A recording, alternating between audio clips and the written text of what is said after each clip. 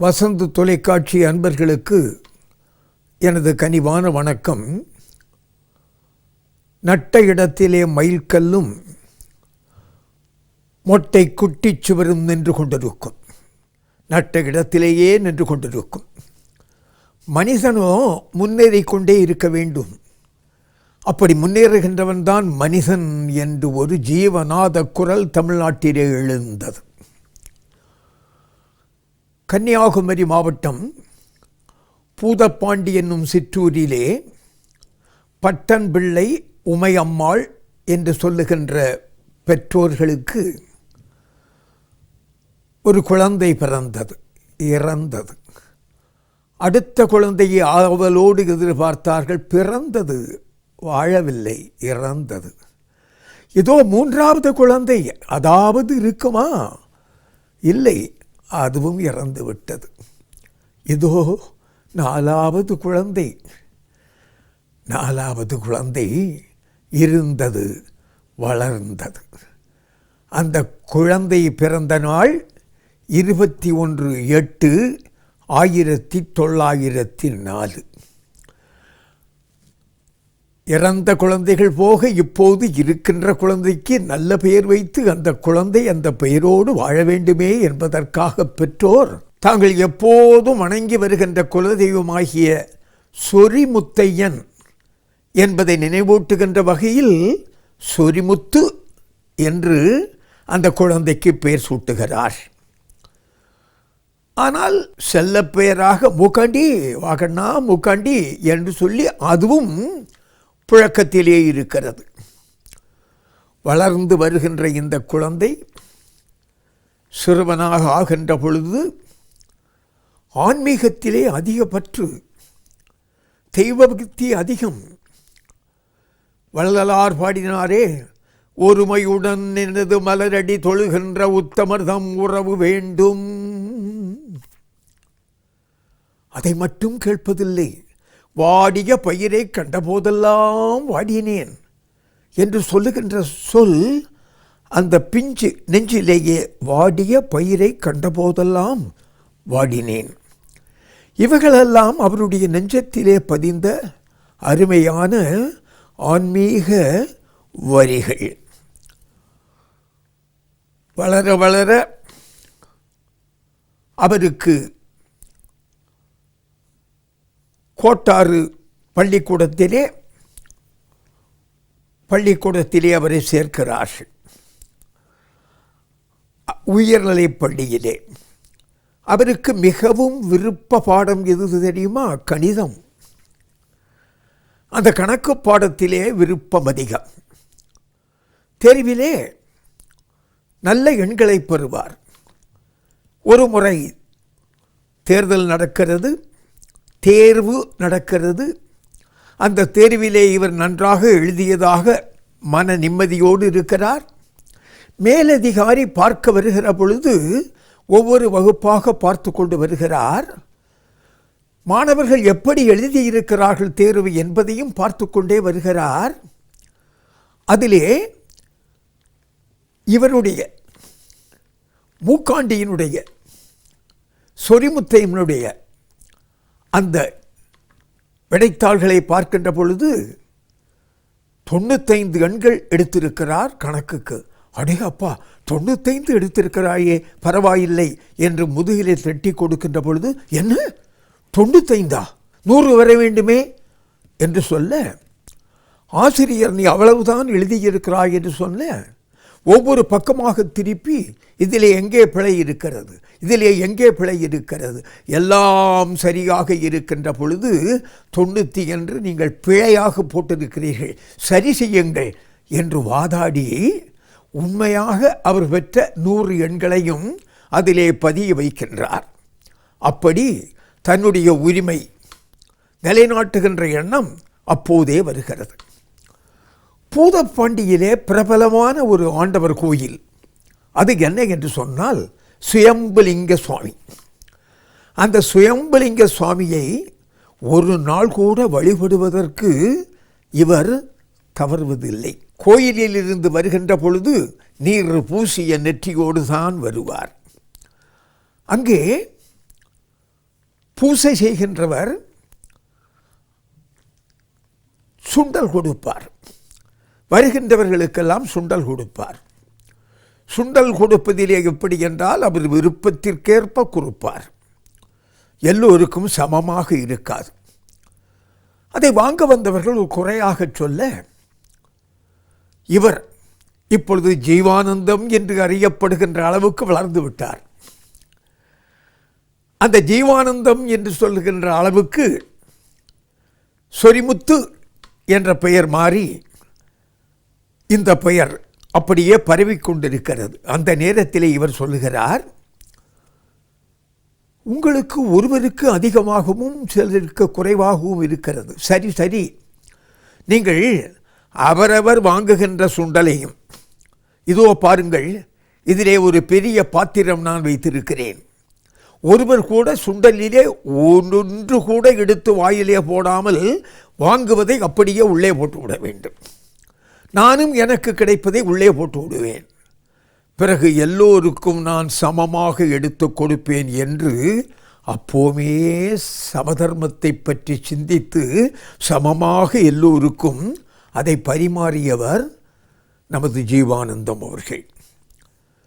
சுசீந்திரம் கோயில், தானுமாலய கோயில், நானெல்லாம் அந்த ஊரிலே தான் படித்தேன்.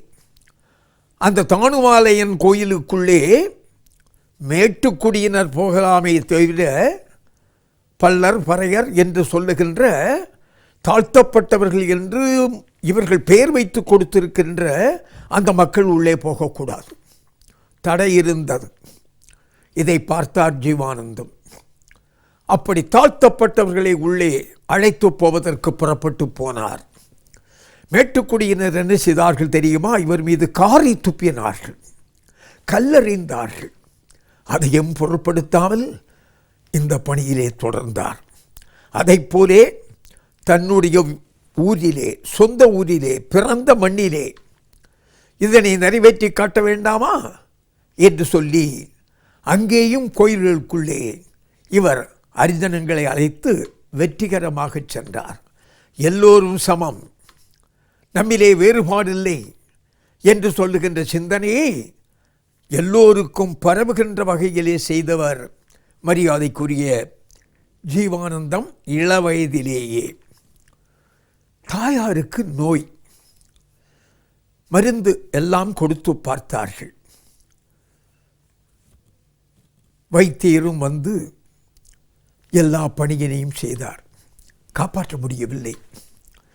தாயார் இறந்து விட்டார். வேறு தாயார் இறந்தால் எவ்வளவு துயரம் இருக்கும். அந்த தாயாரினுடைய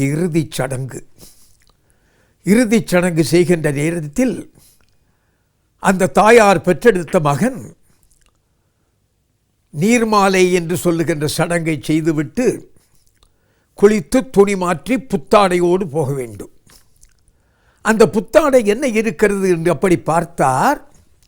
அந்த புத்தாடை கதராடை அல்ல. எந்த வயதிலே சிந்தியுங்கள்.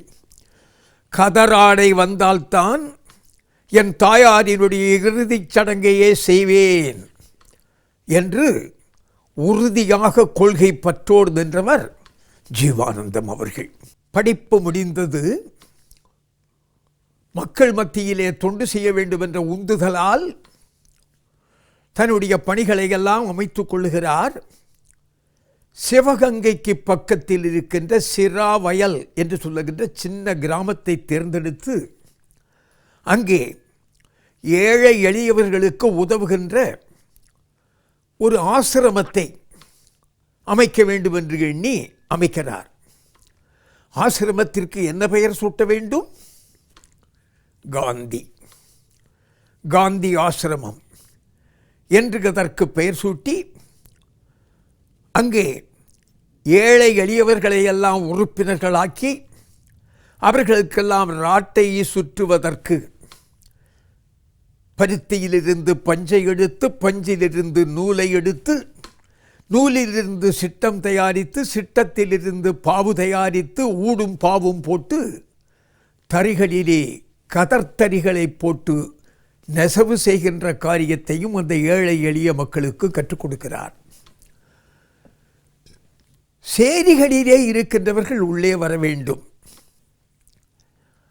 மற்றவர்கள் ஒதுக்கி வைக்கின்றவர்களையும் நாம் ஒட்டுறவோடு வாழ வைக்க வேண்டும் என்று சொல்லுவதற்காக சேரி குழந்தைகளையும் அழைக்கிறார். சில குழந்தைகள் வருகின்றன, பல குடும்பங்களிலே அனுப்பவில்லை. இவர் இரவு நேரத்திலே ஒரு மண்ணெண்ணெய் விளக்கை கையிலே தூக்கி கொண்டு அந்த சேரி பகுதிக்கு சென்று திண்ணைகளிலே உட்கார்ந்து அவர்களுக்கெல்லாம் பாடம் சொல்லிக் கொடுத்தார். அவர்களையும் மேம்படுத்த வேண்டும் என்று சொல்லுகின்ற உயரிய எண்ணத்தோடு அந்த சீரிய பணியை செய்தார் ஜீவானந்தம். காந்தி மகான் தென்னாட்டிலே சுற்றுப்பயணம் வருகின்ற பொழுது சிவகங்கைக்கும் போக வேண்டும். போகின்ற வழியிலே இருக்கின்ற சிரா வயலிலே அவரை அழைத்து கொண்டு காட்ட வேண்டும் என்று நினைக்கிறார். யார்? இந்த நாட்டினுடைய ஒரு வீர தியாகி சுப்பிரமணிய சிவம் காந்தியிடம் சொல்லி காந்தியை சிராவயிலுக்கு அழைத்து செல்கிறார். காந்தி மகான் அப்படியே பார்க்கிறார். ஜீவானந்தம் தன் கையில் இருக்கின்ற ஒரு பெரிய கட்டை தூக்கி கொடுக்கிறார். என்ன கட்டு தெரியுமா? கதர் நூல் கட்டு. எவ்வளவு தெரியுமா? 10,000 கஜம். யார் அதை நூற்றது? அவரே நூற்றது. ஜீவானந்தம் தன் கையாலேயே நூற்ற 10,000 கஜம் கதர் நூல்களை காந்திஜியிடம் அன்பளிப்பாக கொடுத்த உடனேயே காந்தியினுடைய மனம் பூரித்தது. அப்படியே சுற்றி பார்த்தார். என்னென்ன ஏற்பாடுகளை செய்திருக்கிறார்கள் இந்த ஆசிரமத்திலே என்று பார்த்தால் மிக சிறப்பாக இருக்கிறது. இதற்கு நிறைய செலவாகி இருக்கும் அல்லவா? எனவே ஜீவானந்தத்தை பார்த்து கேட்கிறார், ஆமாம், உங்களுக்கு எவ்வளவு சொத்து இருக்கிறது? எனக்கா சொத்தா? இந்திய நாடே என்னுடைய சொத்து தானே. உடனே காந்தி புன்னகையோடு சொல்லுகிறார், இல்லை, இந்தியாவின் சொத்து நீங்கள், இந்தியாவின் சொத்து நீங்கள் என்று காந்திஜியால் பாராட்டப்பட்ட மகத்தான மனிதர் ஜீவானந்தம் அவர்கள். அப்போது விடுதலை போர் எல்லா இடங்களிலும் போர் முரசு போலே ஒலிக்கிறது. இந்த நாட்டிலே விடுதலை விடுதலை விடுதலை என்று எல்லோரும் விடுதலை பெற வேண்டும் என்ற ஆர்வத்தோடு அங்கு கூட்டம், இங்கு கூட்டம், இங்கு மாநாடு, அங்கு மாநாடு இன்று நடைபெற்று கொண்டே இருக்கிறது. ஜீவா தன்னை அதை முழுமையாக ஈடுபடுத்தி கொண்டார். எல்லோரும் இப்படி செய்கிறார்கள் என்று சொன்ன உடனேயே வெள்ளை அரசாங்கம் என்ன சொன்னது தெரியுமா? யாரும் இனிமேல் கூட்டங்களிலே பேசக்கூடாது, பேச்சுக்கு தடை விதிக்கிறோம். நீ யாரடா தடை விதிப்பது என்று ஜீவானந்தம் அந்த தடையை மீறினார், உடைத்தார். கோட்டையூர் என்ற இடத்திலே மேடையிலே ஏறி மடை திறந்த வெள்ளம் போலே பேசினார். அவரை கைது செய்தார்கள். கைது செய்து தண்டனை கொடுத்தார்கள். 1 மாதமா 2 மாதமா 6 ஆண்டுகள் சிறை தண்டனை. 6 ஆண்டுகள் கடலூர் சிறையிலே அவரை தள்ளினார். சிறைவாசம் முடிந்த பிறகாவது தன்னுடைய பணியை நிறுத்தினாரா? இல்லை. பெரியாரோடு ஒரு தொடர்பு வந்தது. முற்போக்கு கருத்துக்களை எடுத்து பேசிக் கொண்டிருக்கின்ற பெரியார் அறிமுகமானாகிறார். சுயமரியாதை இயக்கம் வளர்கிறது. வளர்கிற அந்த இயக்கத்திற்கு தானும் தொண்டு செய்ய வேண்டும் என்று போகிறார். தானும் தொண்டு செய்ய வேண்டும் என்று போய் எல்லா இடங்களிலும் பேசுகிறார். பேசுகின்ற பொழுது மெதுவாக எல்லாம் பேச மாட்டார். அவர் உரத்த குரலிலே பேசுவார். ஒரு கூட்டத்திலே மட்டுமல்ல, எல்லா கூட்டங்களிலும் உரத்த குரலிலே பேசுவார். அப்படி உரத்த குரலிலே பேசிய காரணத்தினாலே அவருடைய காது கூட செவிடாக போய்விட்டது. ஆனாலும் எதையும் பொருட்படுத்தாமல் புதிய புதிய அமைப்புகளை தோற்றுவித்து புதிய வகையிலே எழுச்சியினை ஊட்ட வேண்டும் என்பதற்காக செங்கொடி சங்கம் என்று ஒன்றை தோற்றுவிக்கிறார். தோற்றுவிக்கின்ற நேரத்தில் பகவத்சிங், மாவீரன் பகவத்சிங், இளவயதிலேயே தூக்கு மேடையிலே ஏறி தானே கயிற்றை போட்டு தியாகம் செய்த அந்த பகவத்சிங் நான் ஏன் நாத்திகனானேன் என்று ஒரு நூல் எழுதியிருக்கிறார். அந்த நூலை, அந்த ஆங்கில நூலை தமிழ்படுத்தி வெளியிட்டார் ஜீவானந்தம். அதற்கும் அரசு கைது செய்தது. ஆங்கிலத்திலே இருந்தாலாவது சாதாரண மக்களுக்கு தெரியாமல் இருக்கும், ஏழை எளியவர்களுக்கும் பாட்டாளிகளுக்கும் தெரிகின்ற அளவுக்கு அந்த பகவத்சிங் எழுதிய நூலை நீ மொழிபெயர்த்தாயா, வா சிறைக்கு என்று சிறைச்சாலைக்கு அழைத்து சென்றது. அந்த துயரையும் ஏற்றார்.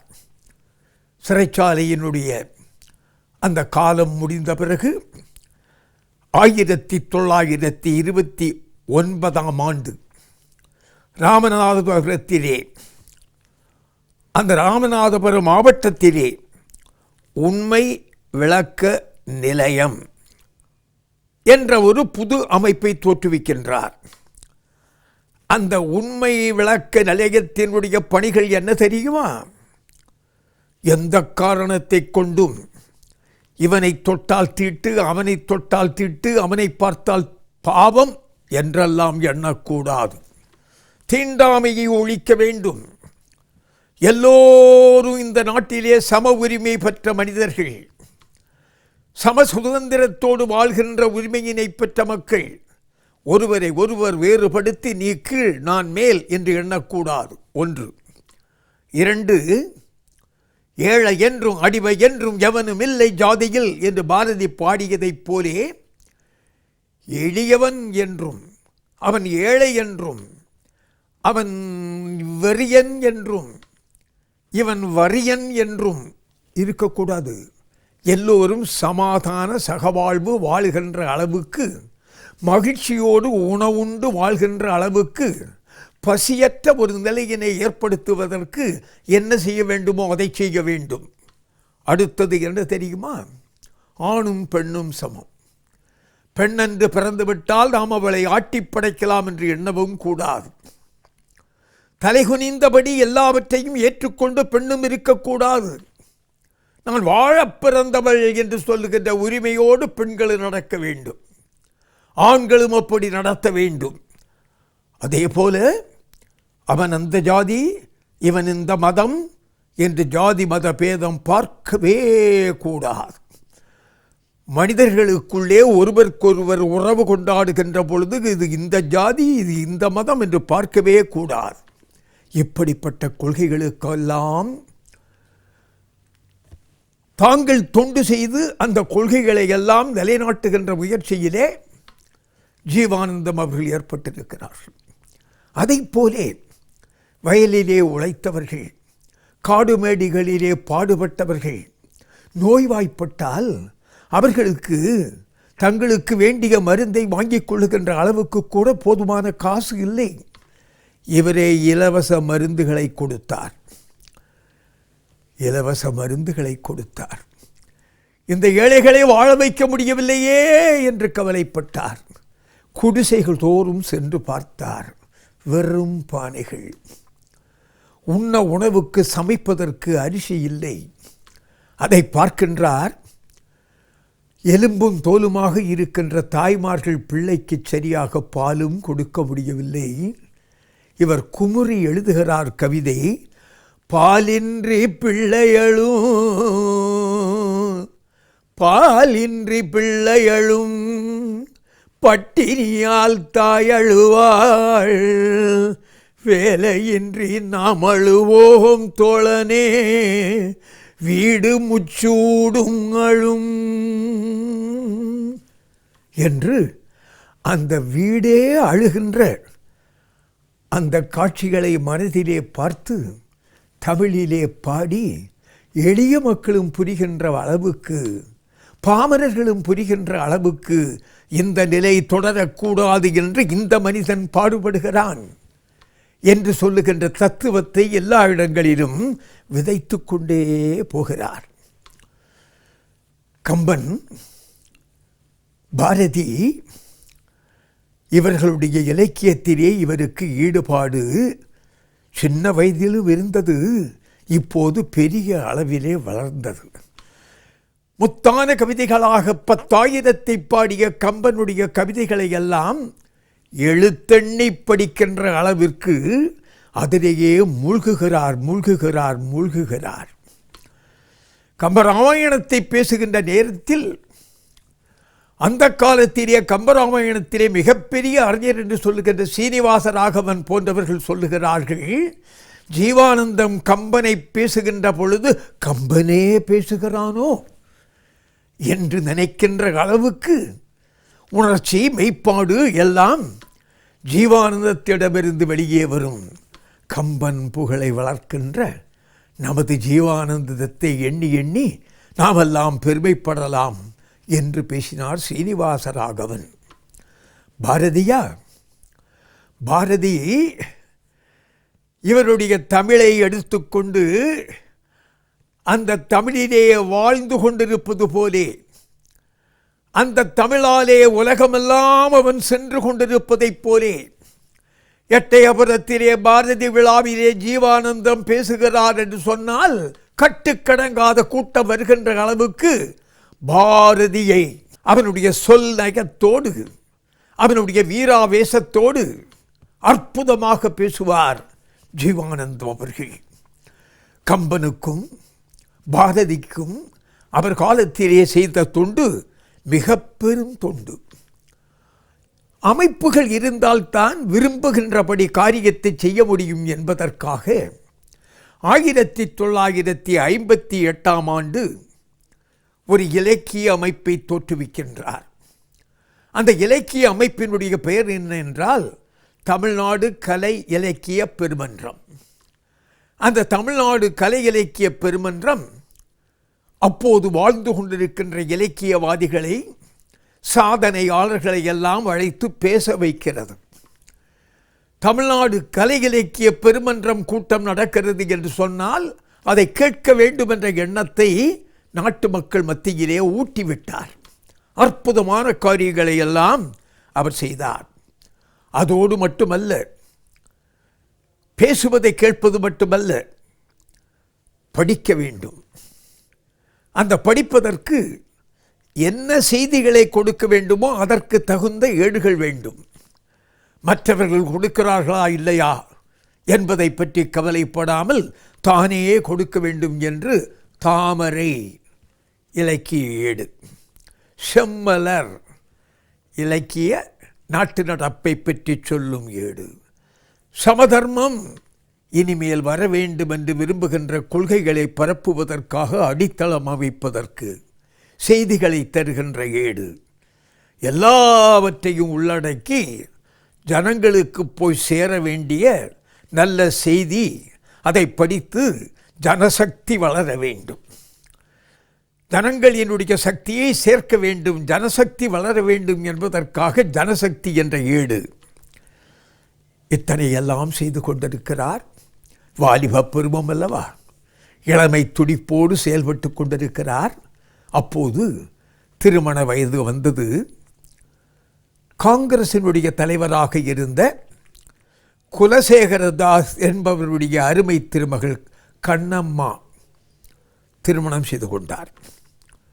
இல்லறம் நடக்கிறது, எழுத்துப்பணி நடக்கிறது, எடுத்துக்கொண்ட காரியத்திற்காக ஊர் ஊராக செல்லுவதும் நடக்கிறது. இந்த இல்லறப்படகு பயணம் சென்று கொண்டே இருக்கின்ற நேரத்திலே ஒரு சோக நிகழ்ச்சி நடந்தது. மனைவி கண்ணம்மா இறந்து விட்டார்.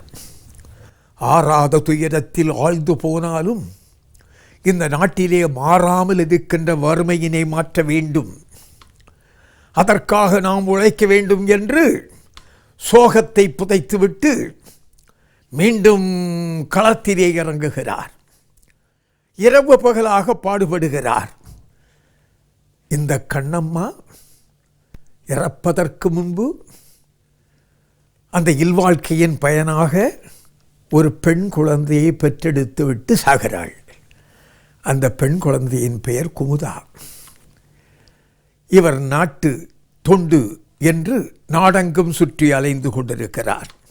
அப்போது அகில இந்திய காங்கிரஸ் கட்சியினுடைய உறுப்பினராக போட்டியிட்டு வெற்றி பெறுகிறார்கள். உறுப்பினருக்காக அவர் ஆல் இண்டியா காங்கிரஸ் கட்சியினுடைய உறுப்பினர்.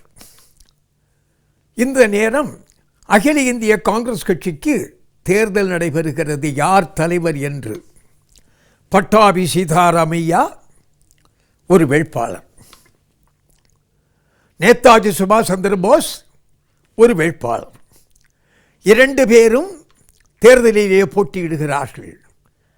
இந்த அகில இந்திய காங்கிரஸ் கட்சியை வழிநடத்துகின்ற பொறுப்பு யாருக்கு கிடைக்கும் என்ற ஆவலோடு மக்கள் எதிர்பார்த்து கொண்டிருக்கிறார்கள். அகில இந்திய காங்கிரஸ் உறுப்பினர்கள் வாக்களிக்க வேண்டும். நமது ஜீவானந்தம் நேதாஜி சுபாஷ் சந்திர போஸினுடைய வீரமான சொற்பொழிவுகளை கேட்டு, அவர் எழுதிய எழுத்துக்களை படித்து, அவருடைய வீர சாகசங்களை எல்லாம் ஆங்காங்கே பார்த்து, அவர் காங்கிரஸ் கட்சியின் தலைவராக வந்தால்தான் வீறு கொண்ட இளைஞர்கள் வருவார்கள். இந்த நாட்டு பாரத மாதாவின் கையிலே போடப்பட்டிருக்கின்ற அடிமை விலங்கை உடைத்தெறிவதற்கு சக்தி பிறக்கும் என்று சொல்லி இவர் நேதாஜியை வெற்றி பெற வேண்டும் என்று மற்ற தலைவர்களோடும் தொண்டர்களோடும் பேசி தேர்தல் நடக்கிறது. அகில இந்திய தேர்தல் நடக்கிறது. இவர் விரும்பியபடியே நேதாஜி சுபாஷ் சந்திர போஸ் வெற்றி கொடி நாட்டுகிறார். இவருக்கு எப்போதும் உயிர் மூச்சாக இருக்கின்ற கொள்கை, தொழிலாளி வாழ வேண்டும், தொழில் சிறக்க வேண்டும், அந்த தொழிலாளி கவனிக்கப்பட வேண்டும், அவனுக்கு துன்பம் எதுவும் வராமல் துடைக்கப்பட வேண்டும், வருகின்ற துன்பத்தை தடுக்க வேண்டும் என்று தொழிலாளர்கள் மத்தியிலே பாடுபட்டு கொண்டிருக்கின்றவர். எந்த விதமான தொழிலாளர் போராட்டம், உழவர் போராட்டமாக இருந்தாலும் முன்னிற்பது யார் என்றால் ஜீவானந்தமாக இருக்கும். அவருக்கு இரவு பகலாக உழைத்த காரணத்தினாலே, போதிய ஓய்வெடுக்காத காரணத்தினாலே நோய் வந்தது. 17/1/1963 நோயினால் படுத்த படுக்கையானார். 18ஆம் தேதி அவருடைய உடல்நிலை மிகவும் மோசமாகி, மூச்சு எப்பொழுது போகுமோ, சற்று கழித்து போகுமோ என்று நினைக்கின்ற நேரத்திலே அவர் வாய் திறந்து பேசுகிறார். வேலையில் இருந்து கொண்டிருக்கின்ற பத்மாவதிக்கு தந்தி கொடுங்கள், காமராஜருக்கு போன் செய்யுங்கள் என்றார். மூச்சு நின்றது. அவர் கடைசியிலே சொன்ன வார்த்தை, காமராஜருக்கு ஃபோன் செய்யுங்கள். அவர் செய்த உதவியை மனதிலே நினைத்து சொல்லுகிறார். நன்றியின் பெயர் ஜீவா, உழைப்பின் பெயர் ஜீவா, உத்தம குணங்களின் பெயர் ஜீவா, தொண்டுக்கு பெயர் ஜீவா. அந்த ஜீவாவினுடைய புகழ் என்றென்றும் என்றென்றும் வாழ வேண்டும், என்றென்றும் வளர வேண்டும்.